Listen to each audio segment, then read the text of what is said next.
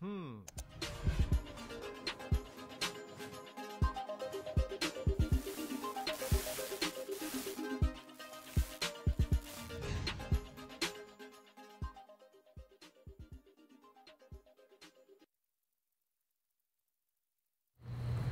morning, everybody. Welcome to Titanium Tuesdays on Propelio TV. Today I'm sitting down with my very good friend Elizabeth Austin. Hi.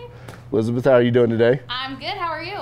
I'm fantastic. Today we're going to go through some case studies where Elizabeth is a retail agent, but she is going to give us some tips on how to negotiate sellers' emotions, which can translate both to realtors and investors. Absolutely. So why don't you take a second to kind of introduce yourself, tell everybody who you are. Well, if you don't know me, my name is Elizabeth Austin, so I run the Good Home team here in Dallas. A lot of you guys are going to know Austin Good and Nick Good. They truly own the team, but I'm the one who keeps it alive on the day-to-day. I'm sure they'll love me saying that. Yeah, so that's our traditional retail side. We help about 200 plus families every year, continuing to grow that. Sold about 54 million in volume last year, average price point about being 280, and we're super heavy on the listing side. So I would say we're 65% listings, and then whatever that other percentage is, 35% buyers. Gotcha. So a lot of experience handling sellers' emotions, and boy, do they have them. Right. So real quick before we dive into our first case study, please like, comment, share, and also throw up some questions for Elizabeth. I'm sure. Open book. Yeah. Today, you know, we want to get as much out of her as we possibly can. So throw up the questions. I'll interrupt her during the case studies, and we'll get your questions answered. So let's dive into the first case study here. This is a listing of yours. Yes. How long ago was it? It was this year. Okay. Springtime, like February, March-ish. Okay. Sounds about right. So how did you come about getting the listing, and what makes this a case study worthy listing? Okay, the whole experience, especially getting the listing and until we got it under contract, definitely makes it case study. Lots of emotions, really interesting situation. We are huge. About 40% of our listing business comes from expired listings. So this home had been listed with 2 other agents. Expired off the market both times. I actually think the agent or the seller pulled it off the market. I don't know that they even let the contract go the full time with these agents. So we're big cold callers. We're a big prospecting based team. We've got some OSAs, outbound sales agents, who help call for us. So at 8 o'clock at night, I have my OSA blow me up 3 times. I'm honestly trying to ignore him because it's 8 o'clock at night. And on the other line are these people. And he's like, Elizabeth, they're really desperate. They're getting kicked out of the country. Which they claim was true. Some of the stuff doesn't add up, but that is still the story that's being told. They're getting kicked out of the country. They need to talk to you. I know we can help them. I was like, fine, okay, connect me. Immediately connects me. At 8 o'clock at night, I end up having an hour-long phone conversation, maybe an hour and a half, where I'm learning why they need to sell, what they're trying to sell for, what their situation is, what's happened the last few times that they went on the market and were unsuccessful, and then hang up with them, go do a quick market analysis, call them back, and set an appointment for the next day to go meet them in person. Gotcha. So a couple of weeks ago, we had Jamie Woolley on here, and we talked we talked about don't buy houses, solve problems. Right. And for you as a retail listing agent, you're kind of doing the same thing here. You're trying to find— That's all it is. Right. You're trying to find what the problem is and how you can solve it as a realtor. Absolutely. Whereas we're solving it as an investor. Yep. You said that the majority of your business comes from like expired listings and cold calling. So you're kind of always cleaning up other realtors' messes. A little bit, yeah. That's a good way to put it. Yeah. I mean, that's like clearing up false expectations, repricing, remarketing. Right. Yeah, that's a huge part of our business. That's a pretty bold strategy, though, for you guys to pick. I mean, because you're not ever getting like the fresh and clean, like, hey, I just want to list my house. These are people who've raised their hand, who've already said that they want to sell. most likely they have motivation. Not always, but most likely. I mean, it's the most aggressive call I think you can make, but it's also one of the easiest calls because, like I said, we're huge in cold calling. So if I'm just, you know, calling around a neighborhood out of the blue, I'm really having to start from the scratch there. Right. So you've got the most aggressive agents and teams going after these, but if you think in your mindset, these are people who want to sell. They just had an awful experience. Someone promised them the world and let them down, and now they just need to know how you're going to find solutions for their problems and show them that path to success. It's not too bad. Right. I mean, they're not happy when you first call them. Right. So, okay, on this one, you've scheduled the appointment. Do you run the appointment yourself? Okay, so what's really funny is I actually did bring Nick on this appointment with me. So I essentially did a full listing presentation all over the phone and was essentially going to redo it again in person when we could meet, look at the home, really evaluate that, see what needed. I can't remember why I brought him with me because we've probably run 4 or 5 appointments together total, our whole careers. But I did bring him with me. And when we get there, we always start by walking the house. They answer the door, and the people who answer the door were not actually the homeowners, but they didn't speak English, and they let us in their home, and they start giving us a tour. And Nick and I are just like, how are we going to do this? They don't speak English. Okay, so it turns out they were just like grandparents or family friends, and so that got really easy. After we toured the home, the homeowners actually got there, and we were able to sit down and talk, and this ended up being a 2-hour-long appointment going back and forth. Them telling us, so they purchased this home like 2 years ago, so they don't have a ton of equity in it. They built it new. Then they're getting kicked out of the country. Where they're really concerned is, of course, how much we're going to charge and then how much they're going to walk away with because all of their money's in this home and they need all of this money to go back to the other country that they're going to.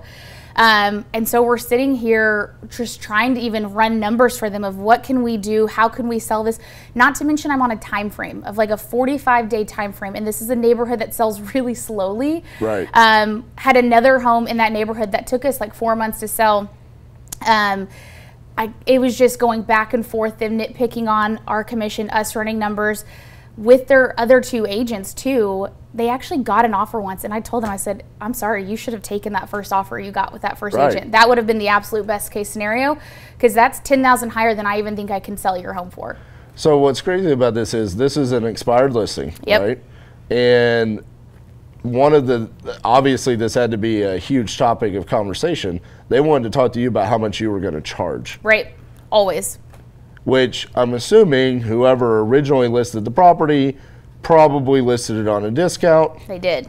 So they weren't highly motivated to perform, which is why it ends up being an expired listing. Right. Because it probably just got slapped on the MLS, right? Actually, so they did discount, but who they listed with before is not a bad agent at all. Very successful. We knew them personally. I think, unfortunately, there's a lot of people who discount.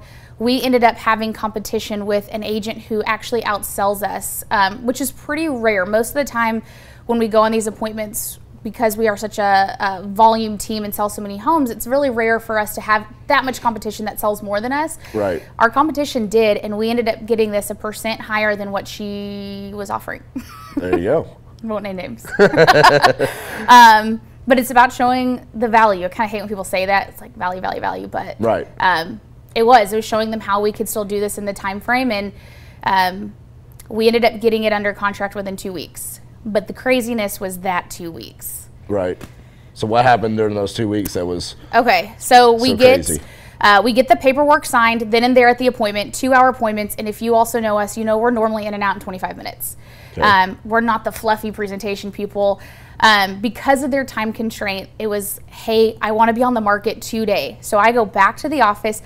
I don't normally bring signs, lock boxes. We don't have any photos. We're working around their stager who they're paying money for that they don't have, trying to renegotiate them, getting their money back on that. I come back out. I have their home on MLS on the market, sign in the front yard, lockbox ready to go, and then photography happened the next morning. We have our own systems, which we totally blew up to make this happen for these people. Okay, so then the crazy... Hold on real quick. We've got a question. Okay. Someone wants to know, what did they say to you when you told them they should have taken the first offer? They agreed. They agreed. There you go. Yeah. because I don't even see how they got that first offer. I really don't. Pricing is something we really praise ourselves on, and it's something a lot of agents struggle with, and that's a really big strength of ours. My mind was blown that they even got that. Gotcha. Yeah. So, okay, you're going to get open houses, right, or no? Yes. Okay, so we talked about open houses, and they're like, those don't work. And I'm like, listen, I'm not trying to sit here and tell you this open house is going to sell your home. I'm telling you I'm going to do everything I can to bring opportunity to you. And I said, I want to do such a good job for you because I want to call every single one of your neighbors and tell them what I did and how quickly I did it so that I can get more listings. So we didn't shy away from saying, well, there's a little selfish motivation here. Like, we want to dominate this neighborhood. We want more. This is why I'm going to work so hard for you. And they were okay with that. So we get them on the market within 2 hours of leaving their property, which I don't normally recommend because we can't do quite as much as we would like to do before that. But we were up against this time. And then the hard part came in the next 2 weeks. I was getting calls 8 or 9 times a day between him and his wife. And the worst part was they didn't communicate together. So then I would repeat myself 8 or 9 times a day. And it was purely because they were so stressed. They were so nervous. Their money's in here. Updates. How's everything going? Where are we on marketing? And then he was like, I want an update every single day at 5 o'clock from you about how it went. And I'm like, I can't effectively do my job if I'm constantly having to call you. I really can't. So let's talk about that. You're up against it. 45 days. You want to get this sold as quickly as possible. Yeah. What are you doing in the background? What are you doing as your job to get this? So we pay a lot of money to market online, of course, because we know so many people are going to start online first, but we also heavily prospect. We've got 40,000 people in our database, and we've got inside sales agents and outbound sales agents who can go start cold calling through those. Like I said, I had other homes in the area, so then people who missed out on that one, if they did not move forward, I can also go and see if those agents and their clients are still interested. So it's a ton of prospecting, a ton of marketing, a lot of follow-up, and just making people aware this home's on the market and why they should go for it. And if you have a seller that's communicating with you so frequently, how do you try to go about to calm their nerves and just let them know that just trust me, let me do my job, it's going to happen? So normally that works out pretty well. Just to be like, I mean, it's communicating with them to let them know what I'm doing, not just saying trust me, but hey, here's my plan, which we laid out for them. But they were so nervous, and I was getting calls every day, and finally I had to say, I can't talk to you every day. I absolutely can't. This is actually stopping me from doing my job. This is why this one got so crazy, because it's 8 to 9 times a day, it's texting on top of that, and then it's a call every day at 5 where they want to see showings that happen, marketing, how many hits we're getting on websites, and I'm like, I just can't even do that every single day. So that resulted at 8 o'clock in the night, like within 4 days into having the listing, a really huge fight over the phone. And I've never done that with a client before, but I had to regain control of the situation. And I wish I could remember it clearly. You know, your body like blocks pain, so you can't even remember it clearly. But essentially saying that if they're not going to do business the way we're going to do business, I'm going to have to let you go, and we're not going to have to work together because at this point you're getting in the way of me doing my job for you. Right. And we've got weekly updates that we've got consistent feedback on the day-to-day. So there's other systems we have so that they're not being left in the dark. That's nothing any of our clients will have. And he was telling me then he was going to go find another agent and he was going to give me another week. And I told him no. I said, you're not going to give me another week so that you can go do interviews. You're not going to sit on the market with me and use me to go interview other agents and keep your time. We either do this and we move forward, or we terminate right now. And he was really offended by that initially, but it allowed us to go back and forth. He calmed down a teeny little bit.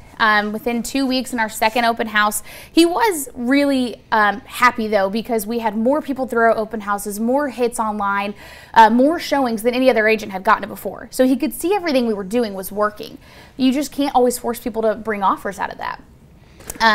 So real quick, we've got a question. So how do you have an argument with a client without losing the business, or are you going into it fully prepared to lose them as a client? I was fully prepared at that point to lose him as a client. I was really at my wit's end. I feel like I'm not even explaining this in a way that makes it sound as miserable as it really was. It's one of those, as soon as I signed it, let me be honest with you, as soon as I signed it and walked out of that house, Nick and I have this issue where we're closers. We can't help but close people we don't even want sometimes. Right. Whether it's interviewing them for our team or for sellers and buyers. I walked out, it's like, we shouldn't have signed this listing. Absolutely. Not that we can't sell it, but just, it's going to be a headache the whole time. I think anybody that does any kind of volume has had that moment before where you're like, what did I do? Can we even do this in the time frame? We could make money. It was probably a mistake. It's probably not going to be worth our time and effort for what we are going to make on it. Right. You know, but at the end of the day, you train yourself to become a closer, like you're saying. And this translates, you know, you're coming from the retail agent side of things, but as an investor, I see this very parallel scenarios here. I'm sure.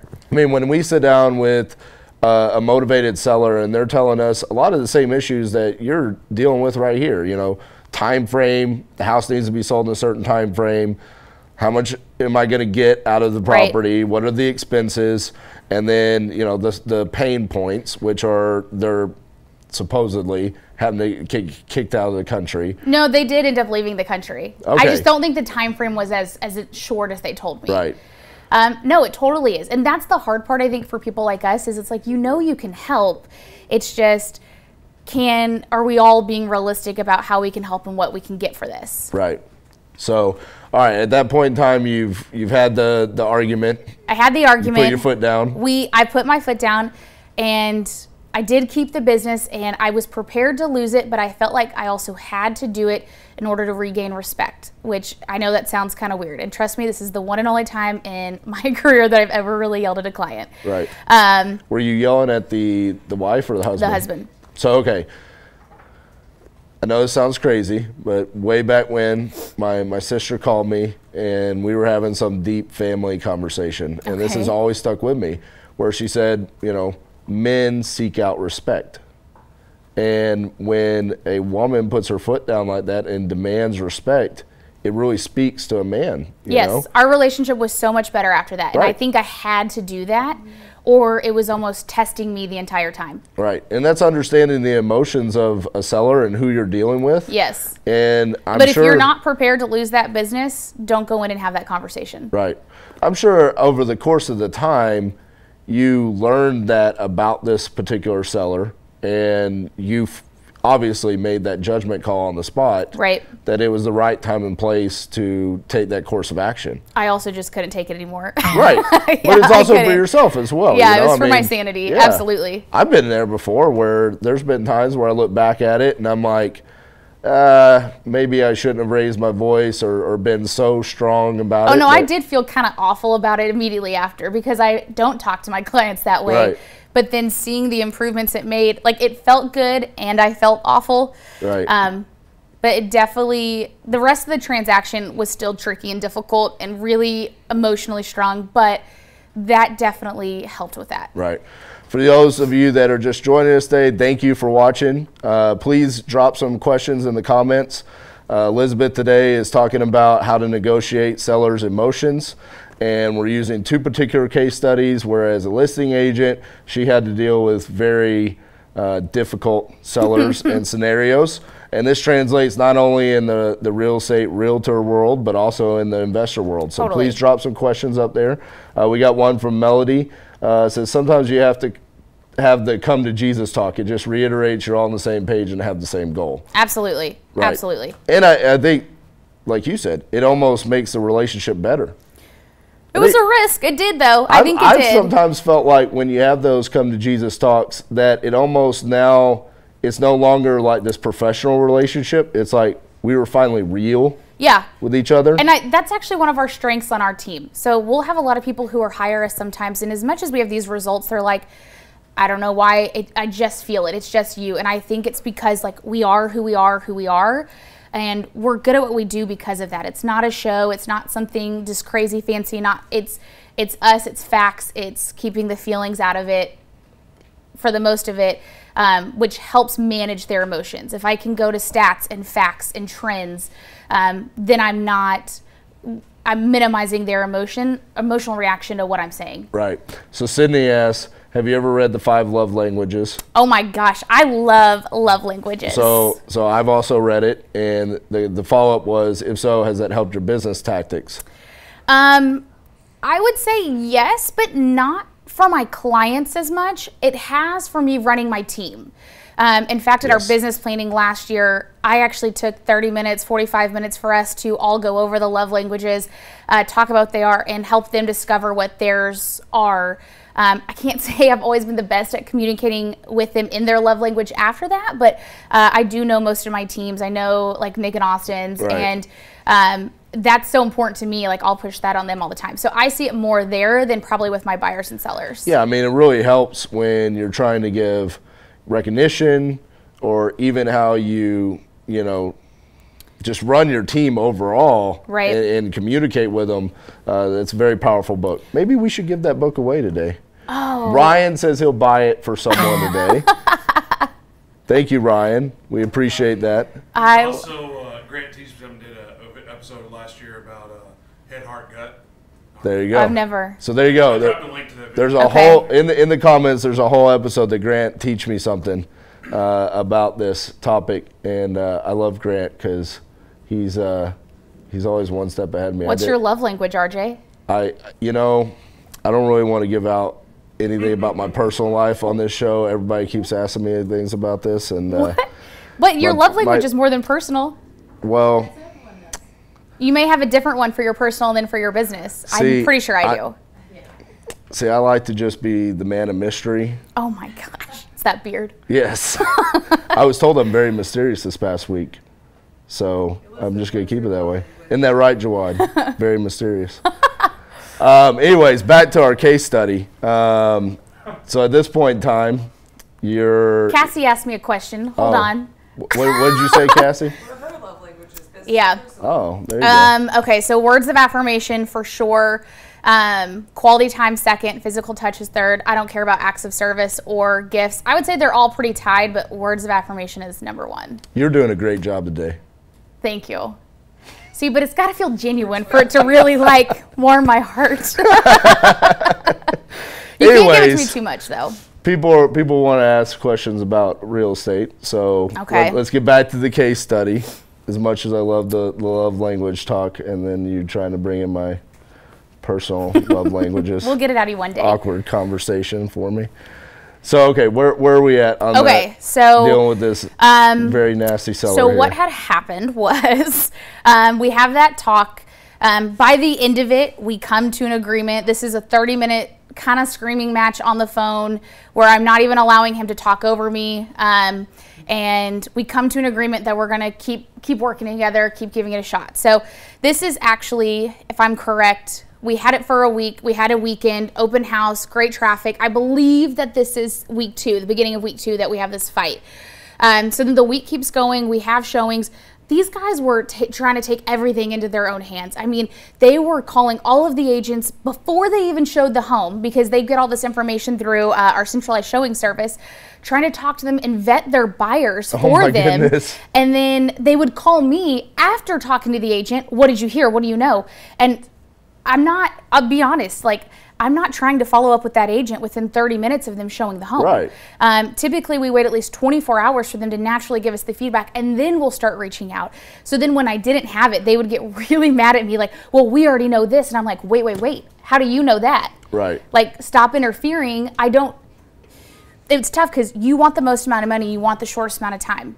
I can get you the most amount of money, but you're putting me on a tight time crunch, not like most sellers. So those things don't necessarily go together right now. And us looking desperate and reaching out to people before they've even shown the home, it's not helping our case to get you that money. Right. They didn't get that. They kept doing that the entire time. But I was like, as long as you realize I'm not going to get it for you within 1 hour, because you have to remember, we've got 25 to 40 listings on the market. That's what I was going to say. I mean, you also have other clients. Right, and then not to mention everyone we're helping buy too. And I'm never too busy for my clients, but that is just it's unrealistic for me to follow up that way. Right. So we do an open house. Luckily, the agent who does an open house has someone who comes through who's unrepresented or had an agent, they weren't with them, and says they want to make an offer. And I was like, oh my God, thank God. So I have them come in and make an offer, and then I get a second offer in from that weekend, from a showing, from someone who's out of town. Both of these offers come in crazy low. So just to give you specifics, we listed at 515. We did tell them, we think you'll sell closer to 500 or so. Like, that's really what the home's worth. So the fact that you ever got that 525 offer is amazing. Real sorry about that. Right. But would it even have appraised for that? I don't believe so, but you never know with appraisers, right? So these offers come in at like 460, 465, and I'm like, they're just trying, they know how desperate you are, and I'm like, this is why you don't have conversations.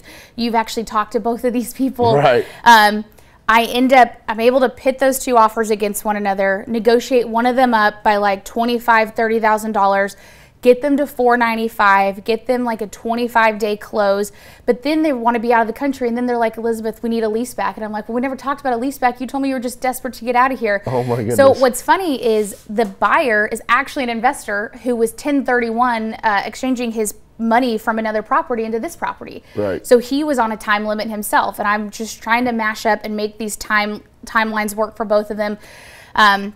It ended up happening and we got under contract, but it was a battle every day. He called me every day about the appraisal. When is it coming in? Can we close sooner? Can we get more of a lease back? Every single day. He's going around title companies to get his own HOA docs. And I'm like, you actually slow down the process doing that. Like, he was trying to save himself money. And I don't know if he did. I don't know if you save yourself money doing that. We got it to close. By the time we're at closing, you would have no clue that these people, that we ever fought. So grateful, so happy. They're like, we know it got real emotional, but you were so amazing. And I'm like, what? I've got a photo with them. It's on my Facebook somewhere. You can go check it out. I'll have to just like put it, maybe I won't. Maybe that's too personal. Never mind. Take that back. But I mean. Yeah, you should tag them in this video. We're not Facebook friends. I do become Facebook friends with most of my clients, not these. But they are out of the country. They were so grateful. I mean, literally hugged me at the closing table. I was so shocked. I was kind of scared to go to closing, but I'm like, I'm going to go get my review and go get my photo. Right there. You kick them out of the country. Sold your house, now get the hell out of here. So, all right, so that's case study number one. We're going to take a short break here. Please drop some comments and questions in the comments here. Really want to get some more questions for Elizabeth, and we'll be right back after these messages.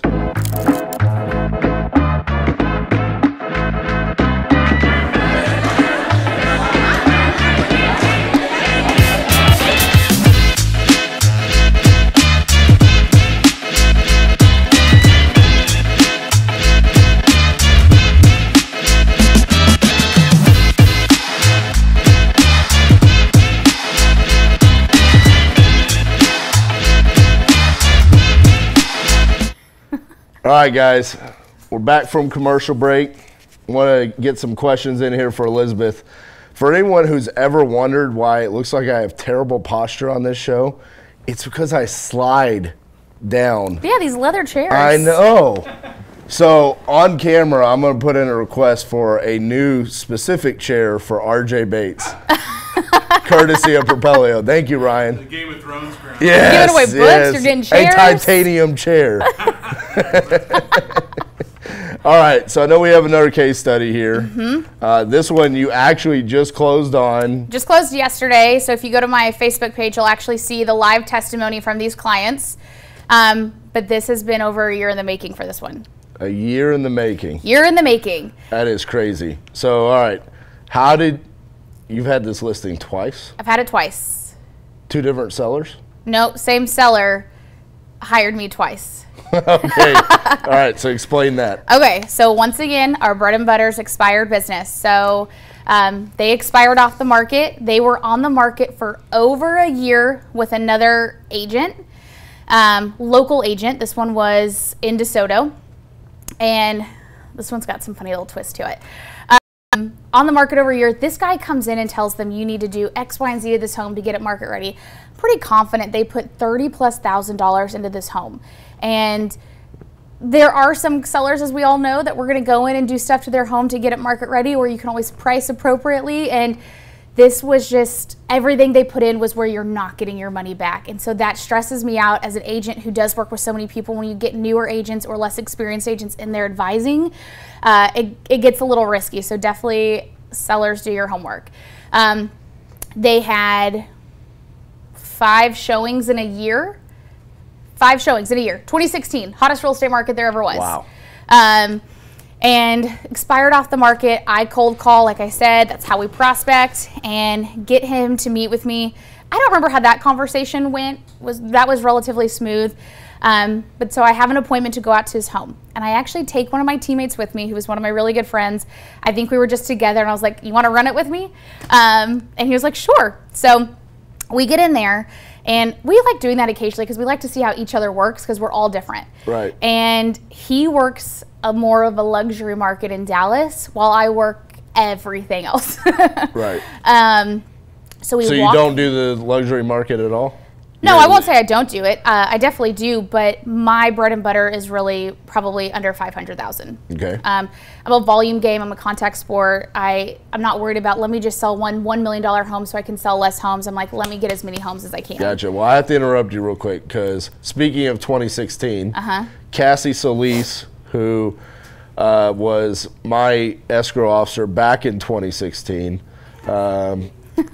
I haven't spoken to Cassie probably since 2016. She just commented, miss you guys. Aww. Love keeping up with your progress. We miss you, Cassie. That's sweet. Reach out to me sometime. Be a better friend. Jeez. Well, you know, yeah. I balled this up for this moment right there. So anyways. I thought you were joking about throwing that at me. Yeah, I was. All right, so getting back to your story. Okay. So we go to the house. We walk in, we do the tour. That's all fine and dandy. This home, we're the only ones to have sold in this neighborhood in the past 2 years, to successfully have sold. Okay. So I'm using that as leverage, but we're walking through. We sit upstairs to have our talk with the owner. Wife's not there, and it's just him. And I'm letting my partner here do a lot of the talking. And if he sees this, he's going to kill me for saying it. But he doesn't. He's so used to a different clientele, and so many of his clients are his sphere, they're his friends, so that he can be real honest about, like, ooh, like, you need to change that, like, that's not cute, and this price point doesn't want that. Right. So there's this really awful green tile throughout this home. It's in the entryway, it's in the fireplace in the master, and he sits here and he's like, yeah, I'm just like, ooh, gross when I see this green tile, I'm so sick of it. And then, oh, it's in the entryway again, and I'm sitting here like, you're literally offending this guy. Like, you're telling him how gross his tile is. Right. And let's be real, that's not stopping this home from selling, ultimately. So the seller gets furious at us in that moment, and I don't really blame him. And he was like, you've got 5 minutes to make your case or you can get out of my house. Because he was so offended by my teammate here talking about his green tile and how over it he was. Normally you don't take people with you, right? No, really I don't. What's funny, both of these, I do have someone with me. This one was just for fun though. Like, I didn't call him in for reinforcements. We were just together. And I was like, let's just go run it together. Business bro. So yeah, I got a question for you. Before we carry on your 5-minute spiel. Why do you think so many listings expire? Number one reason's price. Number one reason. So agents don't know how to price the home, and they'll listen to the seller rather than the market. So this is from Melody, and she specializes in short sales. Okay. And so I'm sure she kind of lives in a world of delusional. Oh yeah, we deal with them too, so can relate. So you think it's price? Do you think that's because the realtor is not managing the expectations of the seller, or the realtor is trying to get too much because they're riding the DFW wave? Or I think it's a lot of things. I think it's there's plenty of realtors, and not to bad talk realtors, but they don't necessarily know how to price, maybe how to fully evaluate the market, how to look at comps and really know what it's worth. So I think there's a struggle there. I do think it's managing the expectations, because sellers are always going to want here, and if that's not what they can get, you've got to figure out how to show them and help them see what they can actually get for their home. And it could be like so desperate for a listing and for business that they're just going to price it at whatever that they want, and have no intention of selling, and get sign calls and text writers and use that as an opportunity to just get their sign in the ground and see what business they can get from that. Well, I don't want to badmouth realtors, but it is It's okay, you can. It is one of the very few professions where after 14 days, you're now a professional. Oh my gosh, and you're licensed to do this. And to help people. Right. Instantly know more than every investor ever. Yeah, true. So, anyways, all right, back to your story. You've got 5 minutes because your got partner. 5 minutes. His face gets red. You shouldn't have even brought. You brought him just for. Well, he's actually a really good agent. I just think he's not used to talking to a different type of clientele a little bit. So. Right. His friends maybe would have taken that differently or as a joke. This stranger we're sitting in front of was very offended by it. Yes, so I have 5 minutes. I just completely take over. I literally like shut him up. He does not speak the rest of the time. I get this guy to sign right then and there. And I'm just talking to him about how we are the only person to actually have successfully sold in this neighborhood. What we do, the reach that we have, how many homeowners we help. We had some objections to overcome. I'm nervous to say this on camera, but it's true. He actually almost didn't want to hire me because I was white, and told me that to my face. There you go. Yeah, I've gotten the woman thing before. I've gotten that before. So I mean, it happens. Yeah. See, Austin. There. Yeah. So before we had a conversation where Austin said Elizabeth wanted to hang this sign in the Good Home Team's office, and Austin said that Elizabeth is privileged, and no one's ever told her she couldn't have something. Right. I've got that in text this too. Guy if he tries did. To deny it. He told you can't have his listing. He was concerned about that. He was also concerned location-wise, like if your office is here, can you sell here?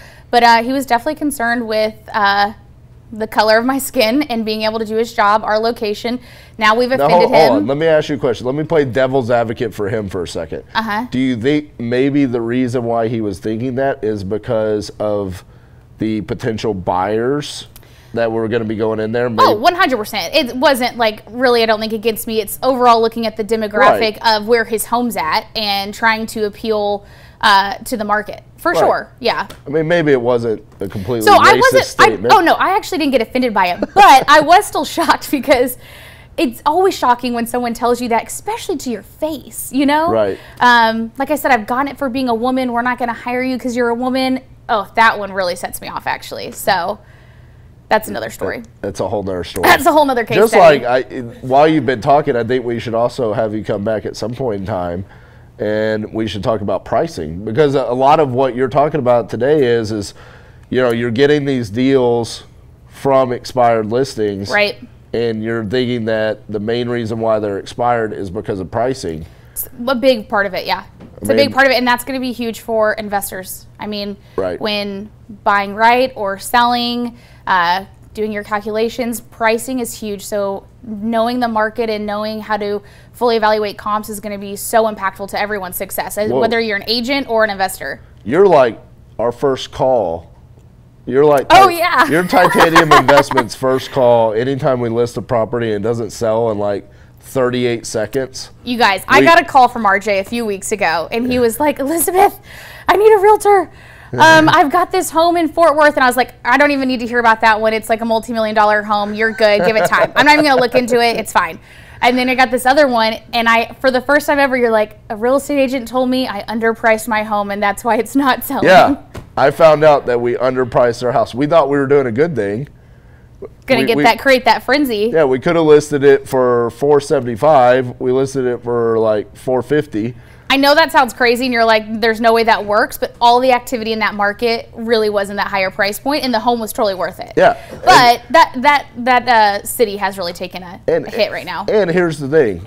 To some people that might be like, well, maybe she was just, kind of shooting you some BS. She actually backed it up with facts. She showed me how to run reports, and now this is a new system that we use every time we go to list a property. So nice. It's amazing the things that you learn when you just reach out to your people. That's why you've got people in all corners of your life. Yeah. I think you should now touch on why multiple opinions are important, because everybody's probably going, isn't Cassie? Right. So Cassie DeHaas is obviously my partner, but she is also a licensed realtor. Mm-hmm. But she is not a retail agent. That's not what we do. We're investors. We're building a portfolio. We flip houses. We wholesale properties. And in the past couple of years, like you said, 2016, you didn't have to do anything. You just for sure. Priced it right. You put it on the MLS. You could even not price it right and probably sell. You got multiple offers. Things are a little bit different now. The market's shifting. It's going to be more crucial than ever, and I'm okay with that. Right. Well, it's also better for investors as well. You know, not just for you guys, but it's also better for us where there's a shift in the market and there's going to be opportunities open up for investors. There absolutely is, and investors definitely need to pay attention to this, because just like for retail agents, if we were a little wrong on pricing, it would still probably sell. We may even still get multiple offers. For investors, if you didn't run your numbers right, the market was going to cover your mistakes a little bit, and that is not going to happen anymore. Right. So it's really crucial. Plus, I know for us, this is probably for you guys too, the amount of agents in the business, like so many people run in when that market's so hot, and they're going to be running out now. So it's probably the amount of agents is going to drop by half in the next 3 to 5 years.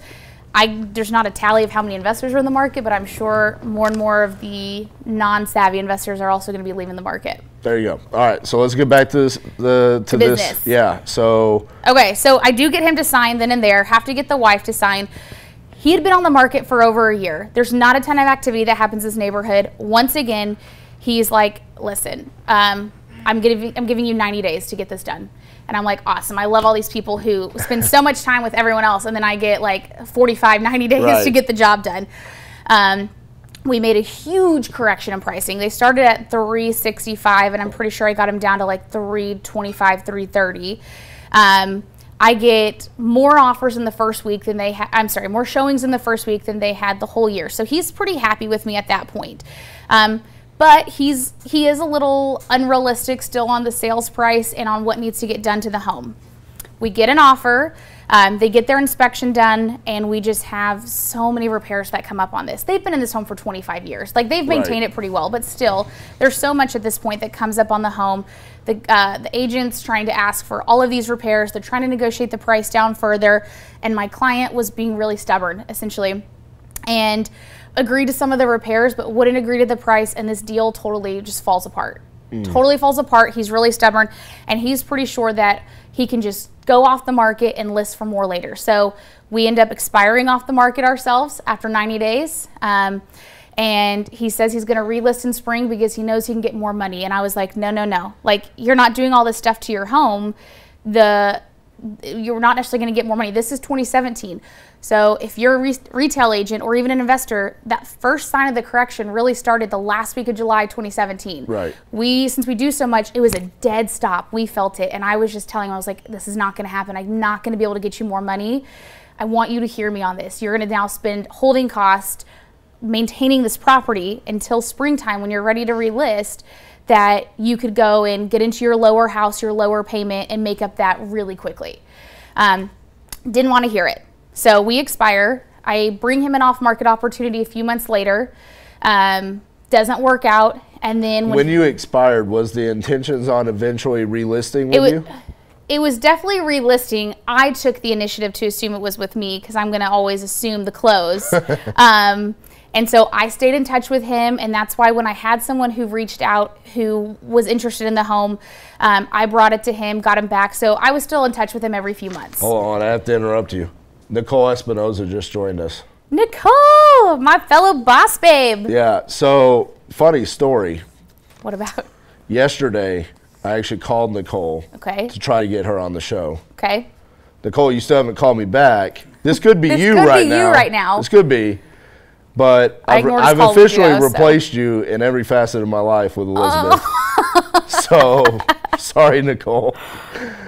Anyways. And you're just trying to create trouble now? Yeah. I love Nicole. You love Nicole. Too. So, obviously. Anyways, I just had to give her a hard time. So, all right, getting back to your story. Okay. So, comes back around to springtime. He does reach out to me, says he plans to relist. This time, though, he's interviewing me and 2 or 3 other agents. And I'm like, fantastic. Like, I already proved to you how much activity we got. We got offers. We got showings. And essentially, they had seller's fatigue. And so it was managing that emotion of, like, keep going, keep going, keep going. That's really hard when the market or an agent or life is just beating you down. We're really therapists, are we not, in this business? Right. Okay, so then I go and I compete. This is my first time now actually meeting the wife, and I'm against 2 other top teams. Like, technically, this one team sells more than we do again. The second team, they're an expansion team. So their headquarters are in Austin. Their expansion team's here. As a whole, they're one of the top teams within Keller Williams International, like top 5. But this expansion team. Why would these top producing teams be interested in getting a listing in a neighborhood that never sells? Well, it's not that it doesn't sell. There's just low turnover. Okay. Yeah. Because we all want more business. This is a silly question. It's not a silly question. It's like there's so many houses that you could go out there and be trying to prospect for. Why would you be going after such a, I don't know, what seems to be a difficult house to sell? But you also are assuming that before we get on that dialer that we're doing research on the homes we're calling. No. I don't do any research before I call. I just call, yeah. You don't even care about location at all? No. Okay, no, not at all. Yeah. I do my research after, and then I'm like, what am I getting myself into? So there was a question earlier on what's the difference between cold calling for an agent and an investor. I think that's a little bit of a difference. I don't think, personally for me, we don't just cold call anything that hits a certain criteria. Location is going to definitely play a role as an investor. Yeah, I can see that too. That could be one big difference. Yeah. So. Now, I'm going to do my work before I take the time to go out to the property. But I don't want to do all this work to make a call and never have them pick up the phone and never get in touch with them. Right. So Dominique has a question. She says, how often do you follow up? I'm thinking at the time she's talking about after it's expired. After the first time and before. Right. That's a good question. It's always case by case with every seller. With him, a handful of times, like just throwing some text, doing some emails. Actually, what I was doing too is occasionally sending market information to be like, it's not getting better. Let me relist your home. Right. And then, of course, with that person, that buyer that I was trying to bring off market. Gotcha. Yep. Okay, so now you go on the market a second time? Yeah, so I'm in competition. A team who sells more than us, technically another team who sells the most within all of Keller Williams. We're talking, I don't even know how much actually, but they have an expansion team here. So you got to create doubt wherever you can. Within your client's mind and against other agents. So I'm never here to bad talk another agent or an investor, but I do have to create doubt why going with me is better. Right. So I'm able to talk about that with tools that we have, with the success we have, and then actually I won them over pretty much when I was there. They were like, do you see why I hired her the first time? Which was great, but then they still weren't going to sign with me and they were going to meet with those. So I'm sitting here doing what I can. Hey, this agent who's coming out to you, yes, he's on a top team. I know the owners of those teams. You need to know this agent's never sold a thing. So are you really confident that when you've been unsuccessful twice, they're going to be able to get it done? And then I can't remember what doubt I used against the other agent because she was a fantastic agent, but you got to use what you got to use. Right. And once again, it's strictly facts, but you guys need to do that too because I'm sure there's times when y'all just see each other walking the same house. Absolutely. And so it's building that relationship, building that rapport, having faith, and then creating doubt. So we go back on the market. He wants to hear from me a lot more this time rather than from my admin team, my transaction coordinator. He feels like for the market stuff, that should have been me versus them. And we've got all of these systems. This is how we help as many families as we do. And he goes on the market. We start getting a lot of activity. And we have a lot of interest initially and a lot of almost offers that didn't happen. And then I'm doing whatever I can. I'm doing reverse offers to buyers. Okay, so what's a reverse offer? So this is a new technique that I've been using, and it's worked effectively once so far, but I've only done it twice. It's where if someone has shown the home at least more than once or shown it and had like really great feedback, as a seller and a listing agent, we're going to totally write up a full price offer and send it over to the buyer to begin the dialogue with them. So I'm not How waiting. did you learn this tactic? Is this just something you came up with? No, it's not. So Nick actually used to do that back in the Great Recession, but then another top team in our office did it. And listen, I learned from others. So she talked about it once. In the last case study, remember me telling you I had another home on the market? Yep. That's how I got that home off the market. And that was also an expired listing. There you go. It's a story of my life. So I sent 2 or 3 reverse offers to 2 or 3 different agents. It didn't work with these. we got this home under contract a total of 3 times. The second time we get it under contract, we get through inspections, we get through repairs. Then this buyer says, there's a creek behind this home. And the buyer says, I'm scared the home's gonna wash away. And I was like, are you kidding me? This is not California landslides. This home's been here since 1993. It's going strong, there's a retaining wall. And I'm like, you saw this home twice and you were so excited, like you knew it was there. And she was like, I know, I just didn't think about it. My mind is blown. That's happened, this is the second time it's actually happened to us. So he actually did some of those repairs, spent some money. What I find out is he's actually getting really tight on money. So there's something then he's not telling me. And he was like, we've got to get it sold. We've got to get it sold. I really don't have a lot of extra money. We can't keep holding this property.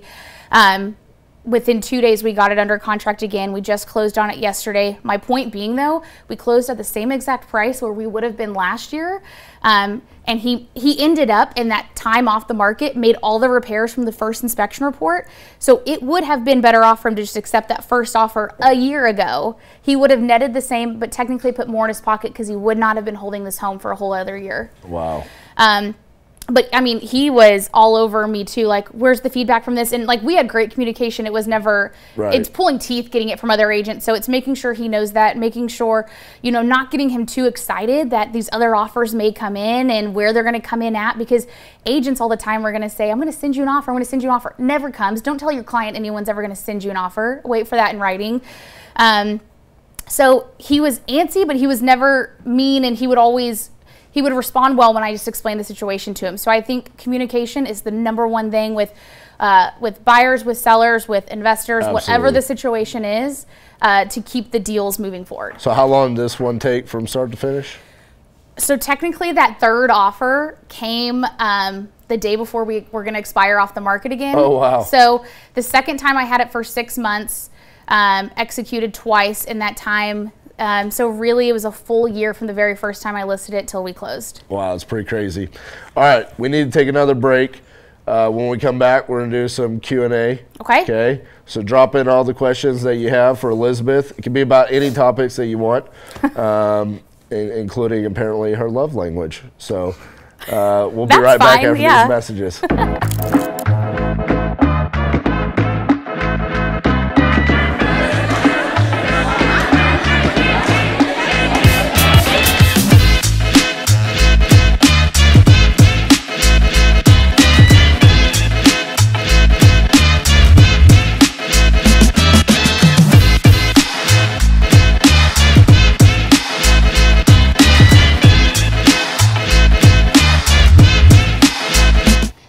All right, guys, thank you for joining us today.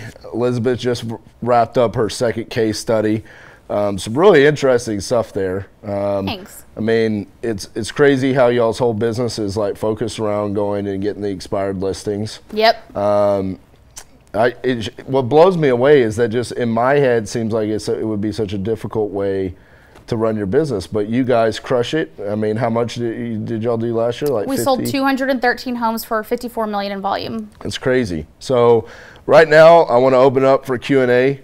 Drop any questions in the comments there so we can get Elizabeth over here and pull as much knowledge out.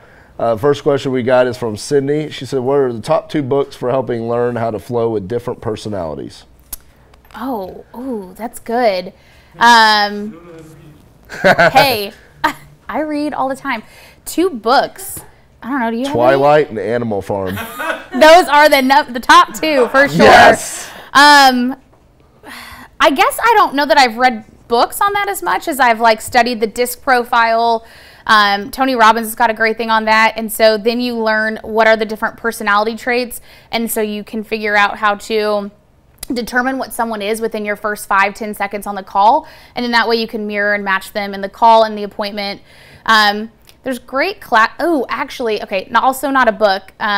If you can think of a book about this, throw it out there. But Jordan Belfort has this great video series. It's like 10 hours on straight line persuasion though, and about kind of mastering the art of the sale a little bit there. And I think that'll help you manage the clients and their personalities as well too. I know I've got like a handful of books in my Goodreads app. If you don't have the Goodreads app, I love that app. Yeah, have you ever I don't used have it. So it basically, anytime you're at a mastermind or a networking event or anything where people say, hey, you should read this book, you can make lists where it's like, I've read this book, I'm reading this book, or I want to read this book, and you can kind of put them together in a That's good. business. I just like screenshot everyone's stuff on Facebook, and I have a folder in my phone. So the other thing is I'm sorry, I totally got thrown off. What was that from the Peanut Gallery? You can friend people on Goodreads so you can share your book lists. That is how you can use that. Oh, that's cool. Okay. Yeah. I don't have any books on that, though. Do you? No. No. Do you read? I mean, I do read. I'm just a natural. I do read. This year, I had a goal of I'm going to read 24 books this year. Yeah. I'm at 18 so Nice. far. That includes Goosebumps. You're holding really well to your goals. You got that bucket list challenge that you do really well. Is that personal too? Do we not want to get into that? No, we can talk about the bucket list. Yes. Anyway, go Google anything you can about neuro-linguistic programming, and that'll really help you with personality traits and identifying that. Okay, so we got a good question for Dominique here. Okay. Some sellers say, I don't need to sell, but the house is falling apart and they don't live there. Do you move on or try to get them on board? Well, I definitely try and get them on board. So the secret to all of this is going to be asking really powerful questions too. Find the pain point. Find the pain point. So you don't need to sell, but the home's not in good condition. You're not living there. Is it rented out? No. Is it paid off? Yes or no. Like, what is this costing you every month? What could it do for you if you did sell that property? Are you okay to not sell it? Like, I mean, just ask questions. If I can show you a way that I can make you money and get this property sold and now you no longer have to take care of it, would that make sense for you? Right. Would that pose a problem for you? So Ryan Harper says he wants to give away a book today, and it wants to be the 5 love languages. So if you can name the Elizabeth's #1 love language, then you get the 5 love language book. That's good. So I won't give it away. Also, Bryce McKinley did a course for Propelio Academy for cold calling, correct? NLP, okay. So that should be coming out. It should be released soon. If you haven't checked out Propelio Academy, I don't know how you're watching this and you don't know what Propelio Academy is, but you should definitely check it out.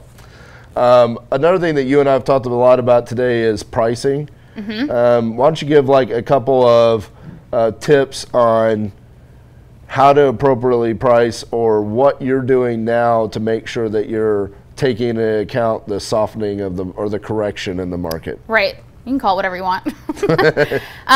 Okay, so it's kind of probably hard to explain how I appropriately price on camera, not sitting in front of a computer showing you, but I focus mostly in the subdivision as much as I can. If I don't go out of that, here's the thing, I'm going to price as much as a retail agent like an appraiser is. So if you understand how an appraiser is going to price, connect with one, by the way, they will tell you exactly what they do. And there's no science for adding this gets you this much return. So it's a little bit of experience, a little bit of gut, but start learning and talking to appraisers and see how they go and value things. That's huge. I brought one in to talk to my team, but you know, I'm going to look at the most recent.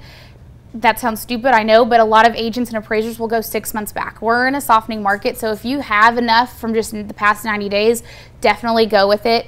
But you've got to start figuring out upgrades in lot and location and views and streets and amenity. Like, you've got to just honestly go do it every single day and start pricing and seeing the trends that you're seeing. Now, I also look at showings. I look at trends and see what's happening in the market, what's happening in their area, and where the impact is going to be on them. Then I would say what was the second part of your question? You answered it all. No, you said something. What'd you say? You already answered it. You answered all of them. So, okay, I will say this. A shout out to my partner at Titanium Investments of Arizona, Jeremy Dimmers, former licensed appraiser. And this past Friday, I kind of had a little bit of a bombshell that was dropped on me. I had a guest back out on the podcast last minute, and I didn't have a podcast for Friday. Friday was my son's birthday party. I was super overwhelmed. Yeah. Called Jeremy, and I'm like, hey, bud, I need you to do a podcast interview. It's just going to be you. I just need you to talk for like 10 to 15 minutes. And he dropped like the top 5 ways to pull comps like an appraiser. Perfect. And I tell the guy, I'm like, dude, that was straight fire. Like, that was awesome. And so check it out, the Titanium Vault, Jeremy Dimmers. Let me touch on that real quick. Yeah. We are in a shifting market. So price ahead of the market.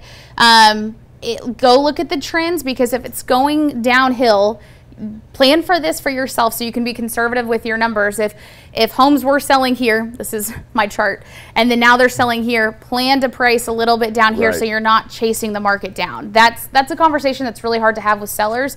I'm sure it's hard to have with some investors or to have with yourself, because you're like, I want the most amount of money, but be safe there. Be really cautious. Matt Smith asks, how do you sign a contract from an out-of-state buyer? DocuSign? Yeah, I would assume so, but maybe he's also talking about an out-of-state seller? Same thing. Yeah. So there's plenty of listings that we've taken where and plenty of buyers I've worked with where I've never met the buyers or sellers in person. We've only talked over the phone. There's a few where I never saw the house until we took photos. And this comes back to being really strong with pricing in the market, as well as if I see something later, we may have to tweak if I see crazy stuff on the photos. But other than that, it's all about knowing the market, communicating. I don't need anyone to be here physically for me to do my job. Gotcha. So Matt Smith asks, I think this is more directed towards me than you, because he says, how are your offers made? I always look up what they have in it, minus liens, and go off of that. So he's more talking about an investor side of things.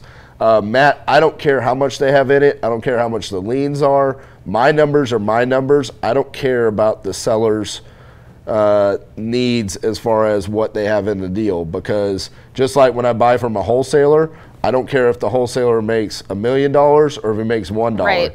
My numbers, I have to run my numbers as my company, be a good steward of my money, not somebody else's. Yeah, we want to solve their problems, but you can't get screwed over in the meantime. Right. Yeah. I mean, it just really is irrelevant. Now, if I make an offer for $100,000 and they come back and they say, well, I owe $125 on it, now because I made that offer, I've realized their numbers, and then maybe we can get creative where we could do a subject to, seller financing, something along those lines. But outside that, it doesn't really matter. Right. Mr. Free Russ Keith said, price it to sell, hold costs will bite you in the end. Absolutely. Absolutely. Yeah. And that's for retail and investors. That's coming from a gentleman that's been in this business for what, 20 plus years? I would say at least 50. 50 years. He looks good. He does look good. That's really rude that you put a gentleman that old in your trunk when you do live and drives. All right, who won the 5 love languages? Was it words of affirmation? Yeah. And melody. Hey, good thing Ryan's paying attention to today's show. He asked what the answer was, but melody, melody is the winner. So we'll make sure Ryan gets you that 5 love languages book. He's gonna go buy it first. And one other thing before we jump off of here. I just want to ask everybody to say a quick prayer for our team member, Nikki DeHaas, who's Cassie's mom. She's going into surgery literally right now for her shoulder. It got delayed 2 hours. Never mind. Still give her the prayer. Yeah, it got delayed 2 hours. Never mind. Nobody said a prayer. No, I'm just playing. We love Nikki. She's a huge part of our team and what we do. And we love you, and we hope you get better as soon as possible. Absolutely. Elizabeth, great job today. Thanks. You were amazing. One of the best guests ever. Are you feeding to my words of affirmation? Yeah, you got it. There you go. Yeah, so for the people that want to hire you now because you're such a badass agent, how can they get a hold of you? I won't yell at you. Yeah, call me on my cell. Should I give them my number? Yeah, do it. 214-205-7866. You can find me on Facebook, Elizabeth Austin, Instagram.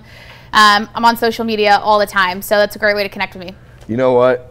I say this every time someone does this. What? The first ever podcast I was on, the Joe Fairless podcast, he asked me at the end, I was so nervous. I was literally doing the interview on my cell phone in Cassie's laundry room at her house, okay? Pacing back and forth. I'm so nervous. And then at the end, he's like, how can someone get a hold of you? And instead of being like, check out Titanium Investments on Facebook, or here's my email. I'm like, 817-915-6860. And I was like, wow, that was like the dumbest answer of all time. Literally, after the day after that interview got blasted, I got 2 rental properties that we still own today from it. Well, let's have a competition. Who can send me, if you can send me 3 or more referrals to beat RJ. What do I get? I have no clue. What are we going to give away? Yeah. We'll give away another book. Get another book. Yeah. No, we'll come up with something fun. But we'll actually find a book that answers that question that we could. Right. And we'll give it that Whatever. away. I gave like podcasts and stuff for that. So there's solutions there. So anyways. Help me beat RJ because we're always in a competition together. There you go. Or we like to work together. Yeah. At some point in time. It's not everything's a competition, Elizabeth. No, sometimes we come together. Yes. So anyways, thank you guys for joining us on Titanium Tuesdays. Remember to check out Propelio.com, MLS comps, list, websites, Propelio Academy, best meetup in DFW. They're pretty awesome. So They've let me get up here 5 times now. I still can't believe it. Hopefully they let me come back next week. And we're Titanium Investments. We buy houses. Someone can send us. I've had guests that have come on here that have gotten properties, and I've yet to get one from the show. So if you're watching, I'm a little bit upset. Jamie got 2 JV deals, IJV deals, just so you know, sell more houses than Jamie. So that's the end of the show. We'll see y'all next week. Bye.